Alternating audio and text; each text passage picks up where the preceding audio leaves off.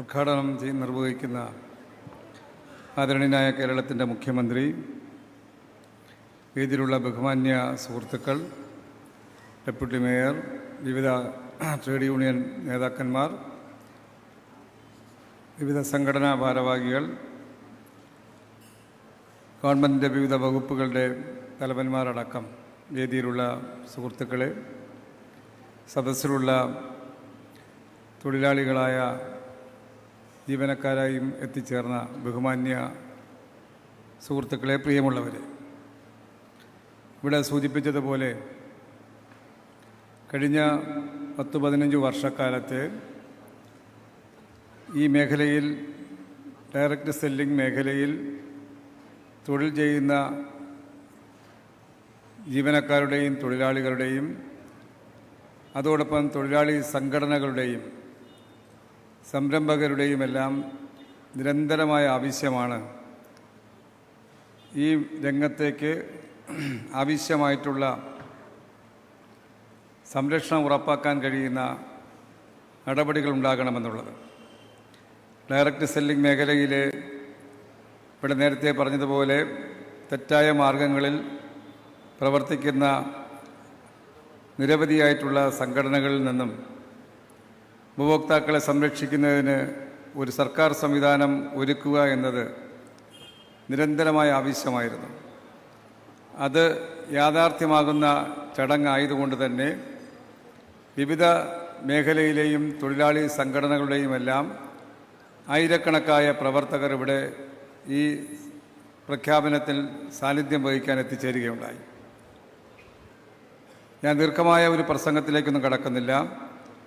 നമ്മുടെ രാജ്യത്ത് പുതുതായി അംഗീകരിച്ച ഉപഭോക്തൃ സംരക്ഷണ നിയമം ഡയറക്റ്റ് സെല്ലിംഗ് മേഖലയിലെ അനഭിലഷണീയമായിട്ടുള്ള കച്ചവട പ്രവണതകൾ തടയുന്നതിനും ഉപഭോക്താക്കളെ സംരക്ഷിക്കുന്നതിനുമായി 2021 ഡയറക്റ്റ് സെല്ലിംഗ് കേന്ദ്ര ചട്ടങ്ങൾ നിലവിൽ വരികയുണ്ടായത്.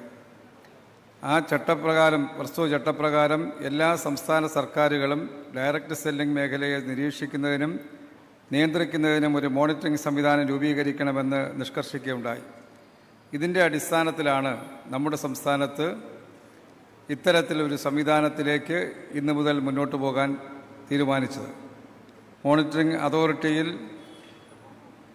സംസ്ഥാനത്തെ എല്ലാ എൻഫോഴ്സ്മെൻറ്റ് ഡിപ്പാർട്ട്മെൻറ്റുകളെയും പ്രതിനിധാനം ചെയ്യുന്ന അംഗങ്ങൾ അതിനകത്തുണ്ട്.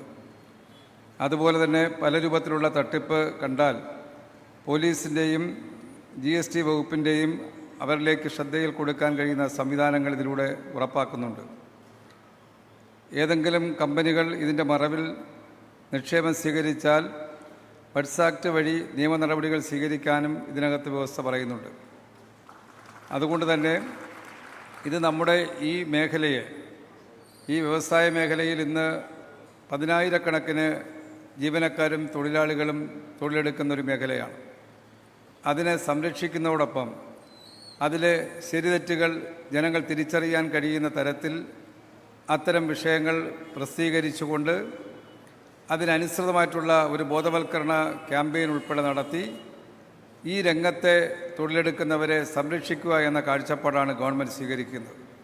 അതുകൊണ്ട് തന്നെ ആ പ്രവർത്തനങ്ങളുമായി സഹകരിക്കാൻ എല്ലാ തൊഴിലാളി സംഘടനകളും, വിവിധങ്ങളായിട്ടുള്ള സംഘടനകൾ, ഇതിൻ്റെ സംരംഭകരുടെ സംഘടനകളും സഹകരിക്കുന്ന നിലപാട് സ്വീകരിച്ചു. പലവിധ ചർച്ചകളാണ്, പല ദിവസങ്ങളിൽ പല നിലവാരത്തിലുള്ള ചർച്ചകൾ, നിർദ്ദേശങ്ങൾ സ്വീകരിച്ചുകൊണ്ടാണ് ഇത്തരമൊരു മാർഗരേഖ തയ്യാറാക്കാൻ ഗവൺമെൻറ് കഴിഞ്ഞിട്ടുള്ളത്. നേരത്തെ ഇവിടെ സൂചിപ്പിച്ചതുപോലെ കുറച്ചേറെ സമയമെടുത്തുവെങ്കിലും അത് നമുക്ക് ഭാവിയിൽ കേരളത്തിന്, ഈ മേഖലയ്ക്ക് വളരെ ഗുണം ചെയ്യുമെന്നുള്ള പ്രതീക്ഷയാണ് ഞങ്ങൾക്കുള്ളത്. അതുകൊണ്ട് തന്നെ നിങ്ങളുടെ എല്ലാം പൂർണ്ണമായ സഹകരണം ഇതിനുണ്ടാകണമെന്ന് മാത്രം സൂചിപ്പിച്ചുകൊണ്ട് ഇവിടെ എത്തിച്ചേർന്ന എല്ലാ സുഹൃത്തുക്കളെയും വകുപ്പിന് വേണ്ടി ഞാൻ എല്ലാ ആശംസകൾ നേർന്നുകൊണ്ട് എൻ്റെ അധ്യക്ഷ പ്രസംഗം അവസാനിപ്പിക്കുന്നു. നന്ദി, നമസ്കാരം.